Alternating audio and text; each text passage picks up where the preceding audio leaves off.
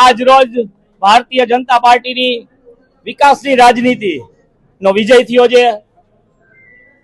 હર જગ્યાએ જ્યારે વિકાસના નામે મત માંગવાની રાજનીતિ છે ત્યારે ભારતીય જનતા પાર્ટી પર પાછો પ્રજાએ અને અમારા વોર્ડે ભરોસો કરી અને અમને પાછો મોકો આપ્યો છે અને અમે ચારેય ઉમેદવાર અમારા વોર્ડના હરેક નાગરિકને ખાતરી આપીએ છીએ કે જે ભરોસો મૂક્યો છે એ ભરોસો અમે 100% તોડશું નહીં અને ભારતીય જનતા પાર્ટી કમળ જે વિકાસની રાજનીતિ કરે છે એને લીધે આજે અમારો ચારેય ઉમેદવારોનો ભવ્ય વિજય થયો છે।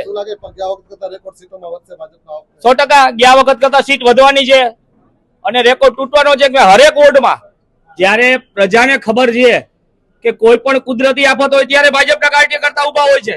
ચૂંટણી ટાઈમે આવે એવું નથી જેમ વિરોધ પક્ષમાં હોય છે એ રીતે કે ચૂંટણી આવે ને કાર્યકર્તા હોય જાય। ભારતીય જનતા પાર્ટીનો કાર્યકર પ્રજાની વચ્ચે રહેનારો કાર્યકર છે।